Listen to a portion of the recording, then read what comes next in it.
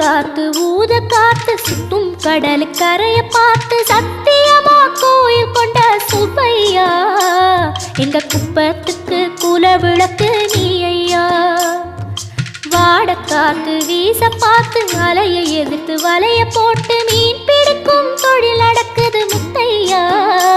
கரை மீண்டு வர காவல் குந்தன் வேலையா.